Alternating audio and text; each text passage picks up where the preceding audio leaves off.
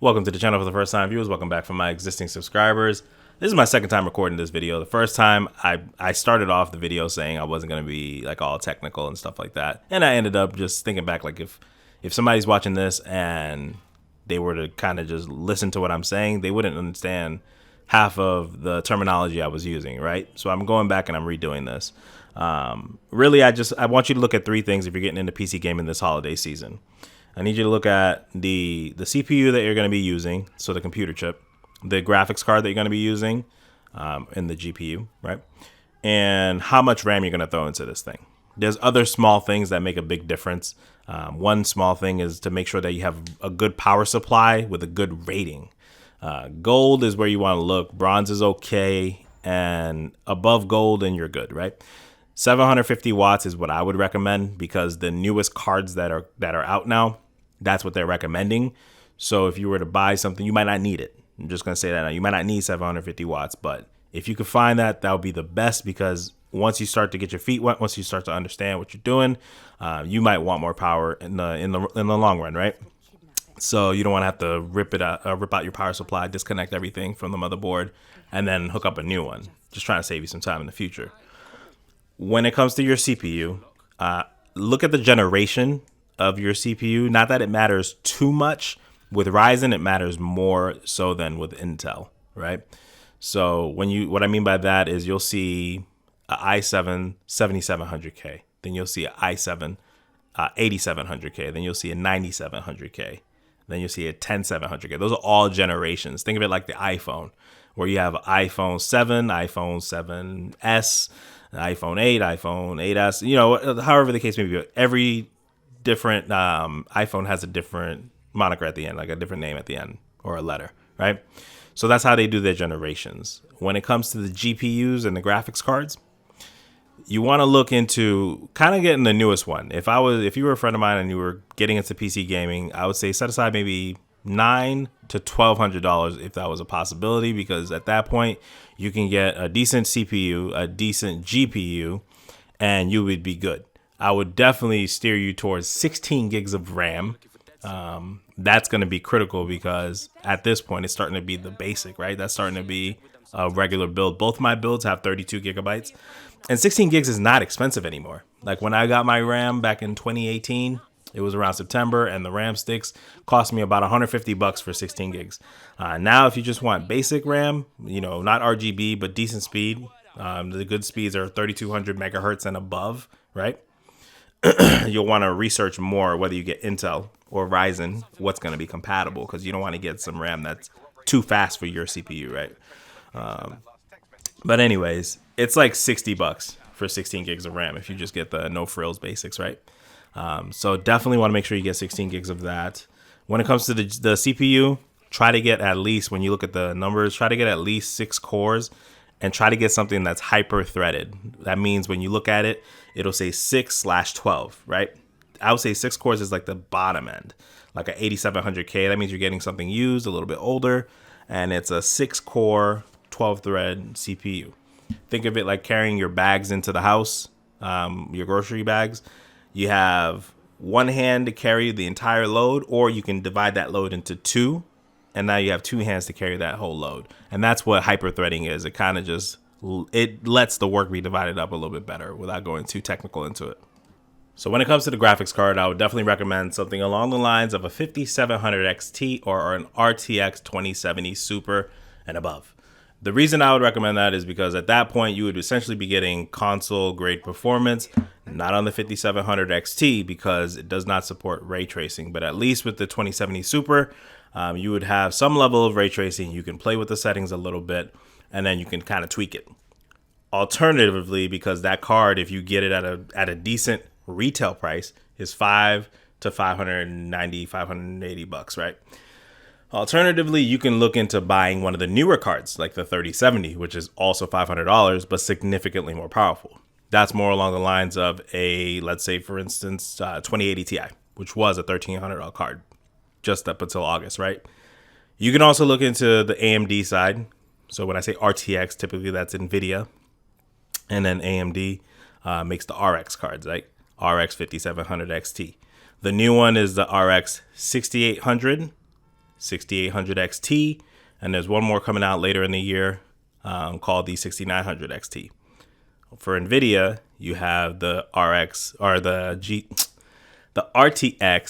3070, 3080, and 3090. Probably going to release some more cards later on this year as well. But a couple things you want to look at, which really shouldn't be an issue at this point, is going to be VRAM. So when you look at a card, my biggest mistake when I first got into PC gaming was my card only had 4 gigabytes of VRAM. None of the cards that I mentioned previously have that problem. They're all 8 gigabytes and above. But the issue is when you start to play at, higher resolutions or higher settings, if you only have 6 gigabytes of VRAM or 4 gigabytes of VRAM, typically that's not enough. At 1080p, you should be okay with 8 gigabytes of VRAM. But if you ever were to get a new monitor, you'd have to pretty much get a new graphics card as well if you went with anything under 8. Because when you start to play at Ultra, you'll start to get to that 7-8 gigabyte mark. Sometimes in that 6 range, but then games like games like Walmart, games like Warzone will definitely be testing out your graphics power a little bit, because it might, in the settings menu, show that you're using 5 gigabytes of VRAM, but when you actually launch the game, it's really at like 7.5, 8 gig. It's like using everything, right? So definitely want to look into where you start. And for those that aren't too familiar with what the graphics card does, it's pretty much the console of your PC. So all your games essentially pass through this thing, and then it goes to your monitor, and then that plugs straight into your motherboard. So that is very critical that you go ahead and you start off with something with at least 8 gigabytes. For competitive play, if you're playing at 1080p, the 5700 XT is only $400. It's a big cost saver. Right now, as it is today, AMD drivers are not as good as Nvidia as far as the stability and their respective programs that they use to pretty much control the graphics card. Nvidia has a better program in GeForce Experience, and that's my opinion. But if you're a streamer, so if you built this thing so you can stream, you definitely want to look more towards the GeForce or the Nvidia cards, because it's better. They have better encoding quality so far. Who knows what will happen with the new generation of AMD cards. Research is going to be your best friend. You want to research as much as you can. For those of you that are building, this part is for you. When it comes to picking your PC case, you want to pick a case that's more along your personality. That's your call. Make it white, make it black, make it pink, whatever you want.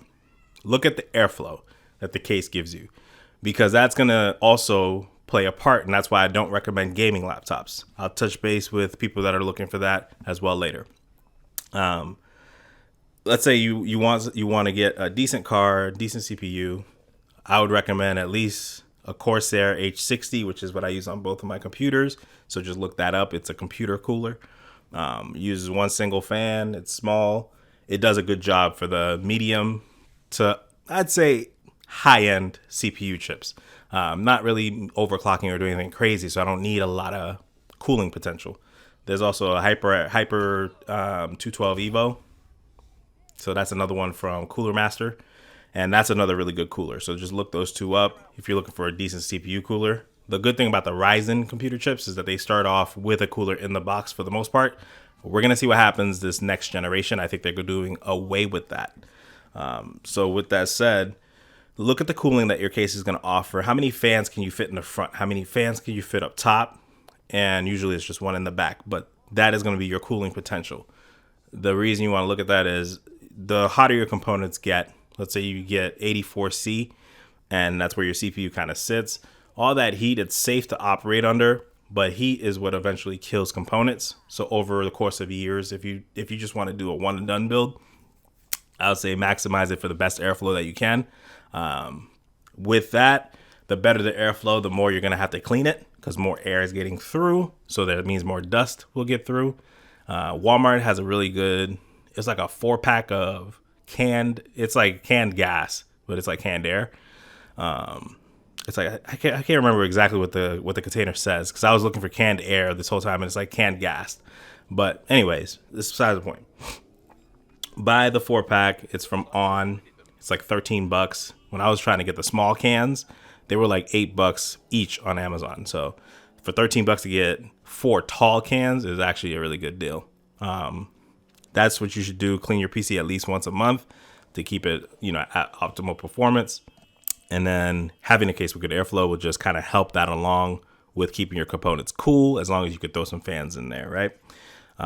For those of you that are looking more at you're looking to get into PC gaming, but you think a gaming laptop is the best way to go. For some of you, it really is. Like if you're always on the go, you have no constant place to be, definitely go for it. Rock it. I mean, I think it's like 11 to 1200 bucks right now. You can get some of the last generation, like 2060s. And then if you do need to hook it up to a monitor, you can just do a pass through, right? Like you can hook it up to a monitor if you needed to. But for the other people out there, what I would actually recommend is, instead of spending if you were getting a powerful gaming laptop, they usually start at about 18. I would spend, $600 on a laptop that was capable and $1,200 on a desktop. Your gaming experience is going to be significantly better. And this is a bit of advice is for those people specifically that don't care. They just think that the laptop is going to be better because it's more portable. And that's what's driving their decision. Not because they need that portability. It's just one of those things like, do I get a computer or do I buy an iPad? I just need to do my homework. That type of stuff, right? So with those people, I would definitely gear you towards just buying a desktop. Doesn't need to be anything crazy, because typically you can go one level down and obtain similar performance to the next graphic card up in a laptop when you go with a desktop. So like a 2060 in a desktop sometimes will perform like a 2070 in a laptop. Not always the case, but for the most part, because you don't have to worry about cooling, so it doesn't throttle or slow itself down. So you don't have to worry about that. That would be like the biggest thing I would say there. So if you needed, maybe like for those students going to school, if that's something that's even still going on nowadays, you're going off to a college or you're moving out, getting your own place, whatever the case may be, right? I would say, like I said, instead of getting an $1,800 laptop that, has decent gaming specs, I would get a similarly spec desktop for like $1,200 and then spend $600 on a laptop that was doable, right? Because you can get a decent Tension i5 for like $500 to $600. You don't have to spend too much. And then worst case, just buy something with a look it up, see if you can change out the RAM or change out the SSD and get something that's the reason it's cheaper, right? So something that maybe has a 1 terabyte SSD, but it has 8 gigs of RAM and an i5, right? So it's like, okay, that's plenty of storage and I can upgrade the RAM myself. So boom, I'll get that one. And then just buy the RAM sticks for like $100. So yeah, that would be my tips for y'all. Look for hyper-threading. This is a recap. When you get in your CPU, rock out with the i7, Ryzen 7. Especially if you're going to be streaming, look at the Ryzen 7 and i7 because they're more powerful chips. For the graphics cards, try to get something that is the newest one, because that is where the games actually process and that's where the gaming actually happens. So the 5700 XT is a good starting point at this point. Last year, like a couple months ago, it would have been a good card overall. But AMD has more graphics drivers issues than Nvidia. Not to say Nvidia has none, but in the past, and this could change, like they could come out with a flawless launch and all the drivers are fine when they release these new cards, the 6800, 6800 XT, and the 6900 XT. When those come out, they might come out to just flawless performance. But in the past, like my 5700 XT, there's been just weird issues. You can always Google quick fixes. There's usually a fix for your issues, especially when it comes to on a game by game basis, like the stutter that was in Modern Warfare, the stutter that was in the Black Ops beta, the Cold War beta. You could find a quick fix for that on Reddit, on YouTube, on just Google. So don't worry too much. Nvidia is more of the, like what I like to tell my friends, like the iPhone of the graphics cards, because you could just plug it in. Usually you'll have no issues and they just work, right? So, and they have different tiers of performance. AMD is kind of like the Android. It's not necessarily like you can do more. It does it a little bit differently, but you usually get a better deal on a similar amount of power, right? So that's the best way I can explain that. And as I said earlier, hyper-threading is key. So the 9700K, although it was great for gaming, I did see some kinds of issues every now and then, very rarely. It was a great CPU at the end of the day, but It gave me issues because it was 8 cores, 8 threads, so I upgraded to the 10700K. That's the only reason I switched, right? The Ryzen's, they're pretty much all hyper-threaded, so you don't have to worry about that. And then get 16 gigs of RAM at minimum. 32 gigs is a plus. If you want it to be RGB, that's up to you. But if you just need something basic, Corsair Vengeance. For the speed, look for 3200 megahertz or 3.2 gigahertz, whatever you see on the package. And that should do you good, man. If you got questions, just drop it as a comment below. I'm sure this video won't get too many views, but at the end of the day, like I said, I try to give you as much detail without going like specs or techie as I could. And I'll link the rest of the playlist to my journey as a PC noob below. So you guys be easy. I'll catch you in the next video.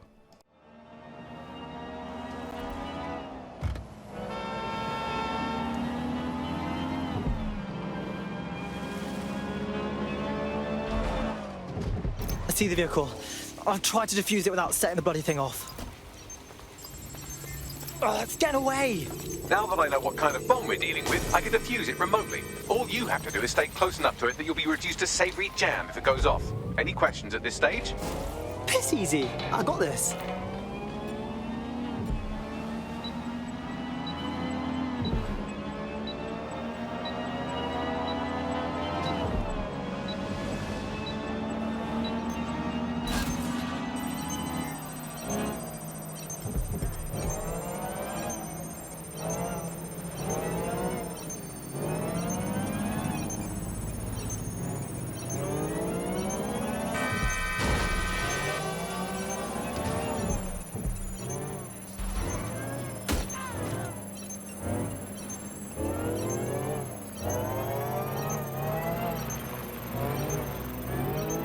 Hey, we did it.